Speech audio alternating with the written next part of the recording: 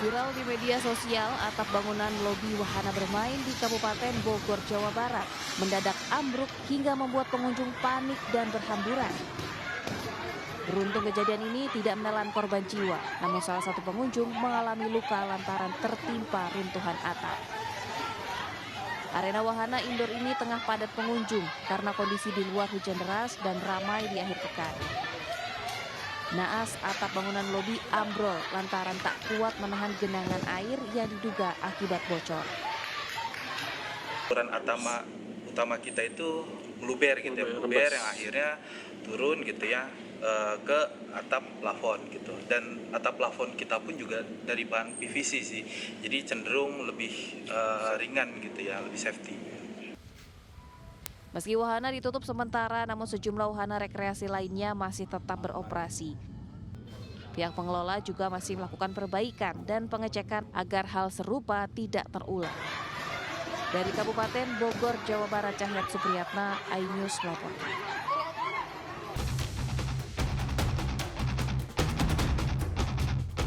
Detik-detik seorang mahasiswi hendak membuang bayi yang baru dilahirkan terekam CCTV di Kelurahan Sayagu, Kecamatan Medan Barat, Kota Medan. Mendapat laporan warga, polisi meringkus ML, mahasiswi asal Nias Selatan, dan menyita barang bukti gunting, pisau, dan baju pelaku. Kepada polisi, tersangka mengaku malu memiliki bayi dari hasil hubungan gelap bersama kekasihnya. Perempuan 24 tahun ini melahirkan di dalam rumah indekos dengan bantuan sang kekasih. Beruntung bayi yang dibuang pelaku ditemukan warga setempat menangis di atas becak motor. Jadi dia bekerja sendiri, ya, bekerja sendiri bagaimana proses melahirkan, ya, sampai dia bisa memotong ari-arinya, ya, itu pengakuan sementara. Tapi kami nggak percaya. Kini polisi tengah melakukan pengembangan dengan memburu YL, kekasih pelaku. Sedangkan sang bayi dalam kondisi sehat dan dirawat petugas Dinas Sosial Kota Medan. Dari Medan, Sumatera Utara, Adi Balapa Harahap, iNews melaporkan. Pemirsa, kisah Malin Kundang anak durhaka tidak hanya terjadi di dunia dongeng saja, namun juga terjadi di dunia nyata. Seperti di Padang, Sumatera Barat, seorang cucu durhaka tega menggasak rumah neneknya sendiri hanya untuk membeli narkoba. Sementara di Jakarta, seorang anak dengan tega memukul sang ayah kandung yang pikun hanya karena tidak mau pulang ke rumah. Dongeng Malin Kundang, anak durhaka, ternyata bisa ditemukan pada dunia nyata. Bagaimana tidak, di Padang seorang cucu durhaka tega menggasak rumah neneknya sendiri hanya untuk membeli narkoba jenis sabu. Tak butuh waktu lama, Satreskrim Polresta Padang langsung mendatangi TKP di mana pelaku tengah melakukan aksi pencurian di daerah Rawang Mata Air, Kecamatan Padang Selatan, Kota Padang. Pelaku berinisial R dan L didapati tengah melakukan aksi pencurian dengan membongkar atap dan teralis besi rumah neneknya sendiri di lantai 2. Bersama barang bukti, tersangka digelandang petugas ke Mapolresta Padang guna menjalani proses hukum lebih lanjut.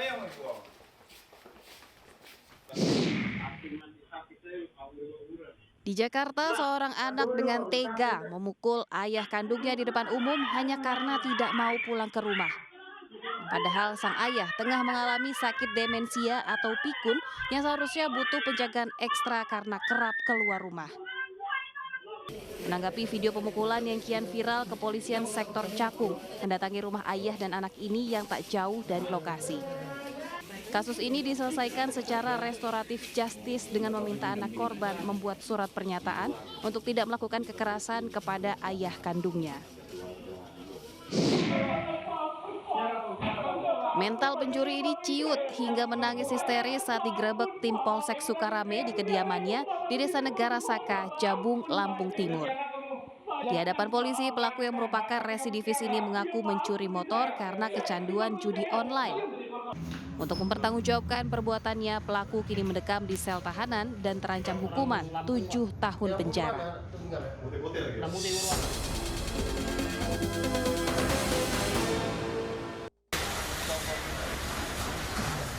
Kobaran api menghanguskan sejumlah kios spare part dan aksesoris mobil di Jalan Industri Raya Kemayoran, Jakarta Pusat.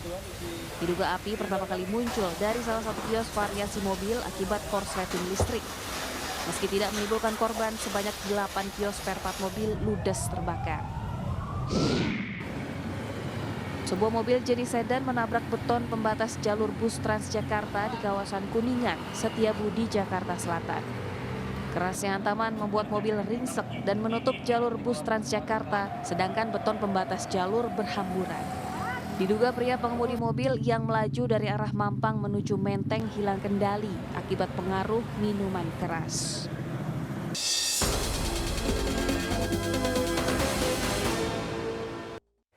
Kita beralih ke informasi lainnya pemirsa. Seorang ibu muda yang tengah hamil asal Sidoarjo, Jawa Timur mengidam ingin naik motor polisi.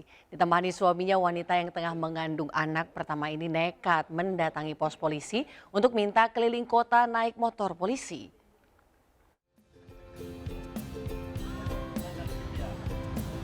Didampingi suaminya, seorang wanita muda warga Masangan, Sukodono, Sidoarjo, Jawa Timur mendatangi pos polisi di kawasan Taman Pinang Indah.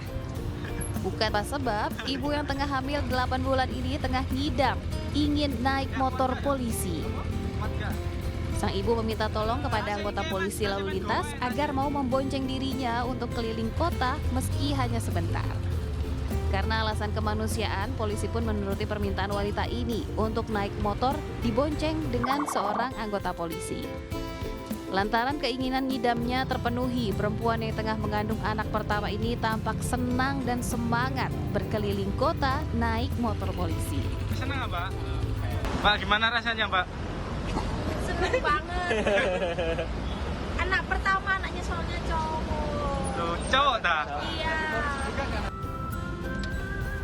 Setelah terpenuhi keinginannya, sang suami mengucapkan terima kasih kepada anggota polisi yang telah menuruti permintaan istrinya. Sementara itu, polisi juga merasa bangga karena bisa memenuhi tugasnya menjadi sahabat dan melayani masyarakat. Dari Sidoarjo, Jawa Timur, Pramono Putra, iNews melaporkan. Selanjutnya pemirsa, pemerintah Kota Depok, Jawa Barat akan merealisasikan program bus dengan skema pembelian layanan dengan rute Terminal Margonda menuju stasiun LRT Harjamukti Cimanggis. Rencananya bus akan digratiskan bagi masyarakat selama 2 tahun masa uji coba.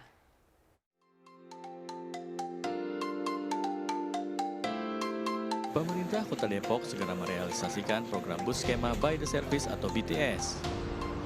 Program bus BTS merupakan kerjasama dengan Kementerian Perhubungan melalui Badan Pengelolaan Transportasi Jabodetabek atau BPTJ. Nantinya, bus BTS ini akan melayani masyarakat dengan rute Terminal Margonda menuju stasiun LRT Harjamukti Cimanggis. Jika koridor pertama sukses, program bus BTS akan ditambah menjadi 5 koridor di wilayah Kota Depok. Kehadiran angkutan umum dengan skema pembelian layanan ini diharapkan bisa mendorong pembangunan dan meningkatkan perekonomian masyarakat.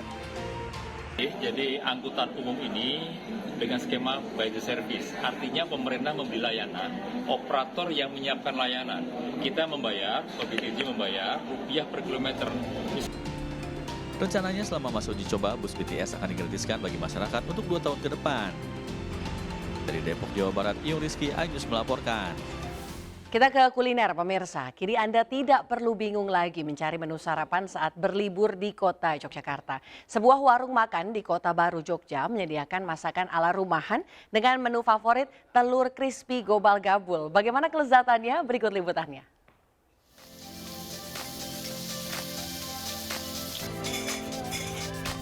Meski hanya berjualan di pinggir jalan, warung makan yang berlokasi di Jalan Idewa Nyoman Oka Gondokusuman, Kota Yogyakarta, sejak pagi terus didatangi pengunjung hingga membuat antrian panjang. Buka sejak tahun 2007, warung pojok Mbak Yuni menjual puluhan macam hidangan ala rumahan dengan harga terjangkau. Rasa pedas dan gurih menjadi ciri khas dari warung yang satu ini. Warung pojok Mbak Yuni memiliki menu favorit dari para pelanggan, yaitu telur crispy gobal gabul, olahan telur yang mirip telur ala Padang yang digoreng crispy. Proses pemasakan di warung ini masih tradisional, yaitu menggunakan tungku arang yang dipercaya menambah kenikmatan tersendiri. Cashless, terus makanan rumahan banget, cocok lah buat saya. Dekat kantor juga kan, jadi break kantor bisa di sini. Masakan rumahan semua ini mas, soalnya Masakannya ya lodeh itu ada mas.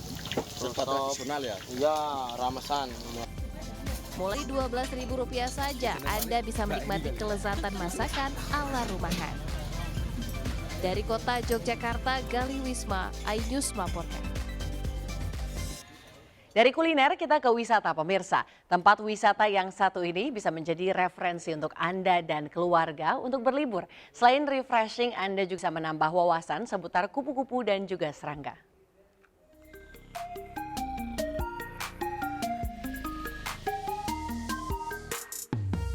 Destinasi wisata yang berada di Desa Wanasari, Tabanan, Bali ini wajib Anda kunjungi bersama keluarga.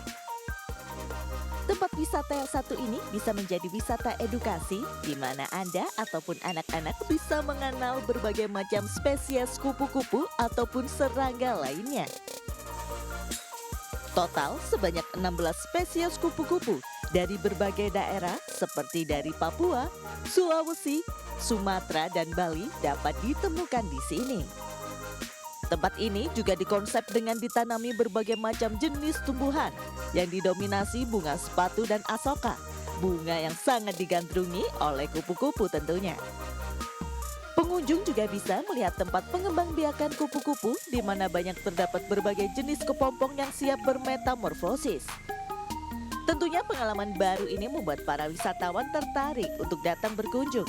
Selain menikmati liburan, Anda sekaligus dapat menambah wawasan soal beragam jenis kupu-kupu.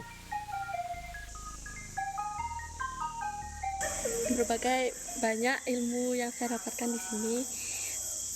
Apalagi kupu-kupunya di sini beragam sampai 15 kupu-kupu dan satu jenis kupu-kupu barong. Pengunjung juga dapat mendapatkan edukasi terkait cara merawat kupu-kupu, terkait ilmu untuk mengenal serangga itu bagaimana. Selain itu, terdapat juga serangga lainnya seperti belalang, kumbang, kalajengking, dan tarantula dengan berbagai jenis. Dari Tabanan, Bali, Wayan Diana, iNews melaporkan.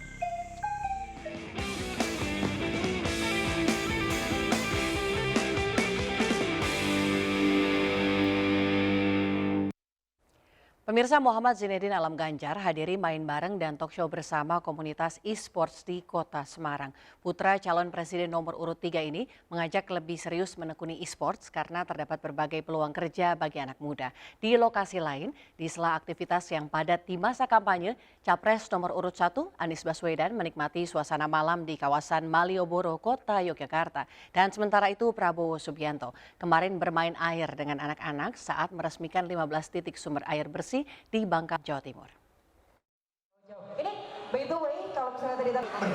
Muhammad Zinedin Alam Ganjar atau akrab disebut Alam Ganjar menghadiri acara Satset Main Bareng dan talk show bersama komunitas e-sports Kota Semarang. Hadir sebagai pembicara, Alam Ganjar memaparkan tantangan dan prospek dunia e-sports ke depan. Alam Ganjar menyebut hobi e-sports jika ditekuni dengan serius bisa menciptakan peluang kerja bagi anak muda. E-sports ini tentu bisa menjadi salah satu modal utama bagaimana teman-teman yang memiliki hobi di e-sports sebagai penunjang sehari-hari mereka sebagai pekerjaan. Selain memberikan pencerahan, Alam Ganjar juga mengajak main bareng dengan sejumlah penghobi e-sport. Alam juga mengajak ratusan pengikutnya untuk menulis harapan pada secari kertas dan ditempelkan pada poster putih bertuliskan "Kutitipkan Indonesia ke pundakmu" bergambar Ganjar Mahfud.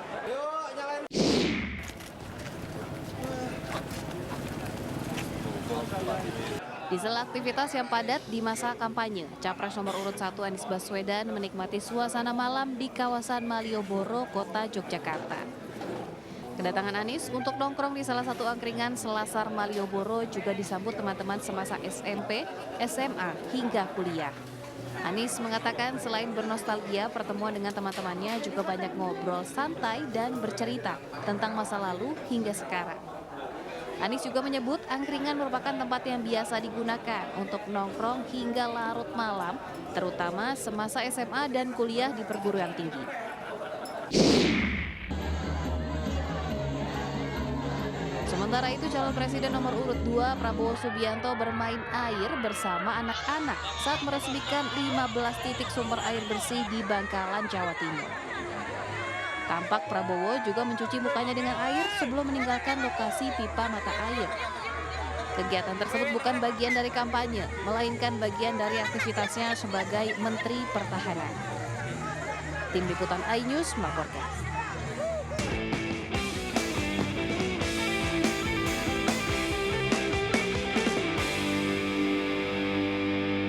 Pemirsa, seorang wisudawan disabilitas viral saat prosesi wisuda yang bersalaman dengan rektor menggunakan kaki. Penyandang daksa tangan ini menjadi sosok inspiratif dan berprestasi, bahkan diterima bekerja di 2 instansi. Salah satunya adalah perusahaan di Australia.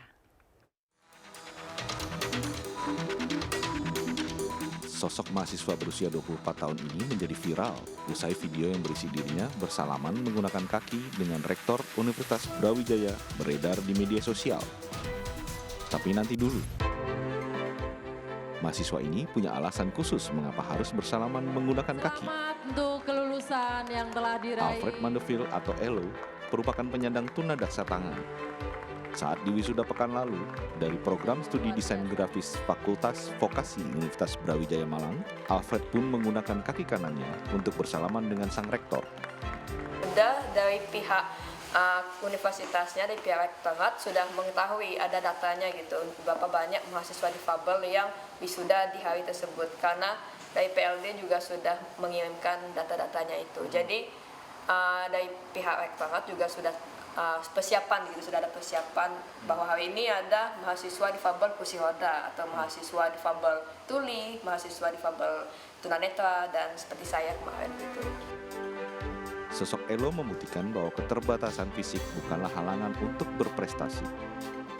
Nyatanya, usai lulus pada Juli tahun lalu, ia langsung diterima bekerja di 2 perusahaan sekaligus, yakni di Australia Indonesia Disability Research yang berpusat di Australia dan sebuah industri kreatif sebagai sosial media staff dan konten kreasi di Malang. Elo berpesan kepada seluruh mahasiswa penyandang disabilitas agar tidak berkecil hati dan tetap memiliki semangat tinggi.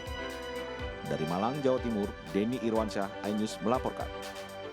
Kita beralih ke informasi selanjutnya, pemirsa. Jika Anda berlibur ke Bogor, Anda wajib mencicipi roti gambang legendaris di kawasan Kampung Babakan Sirna. Nah, Anda bisa membeli dari 4 anak yang bersahabat yang setiap harinya berjualan roti keliling untuk mendapat uang jajan sekolah.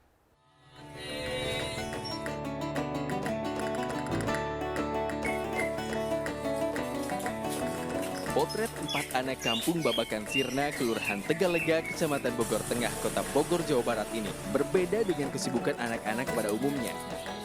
Saat anak lain bermain setelah pulang sekolah, keempat anak ini memilih membantu membuat roti gambang hingga bantu berkeliling memasarkannya.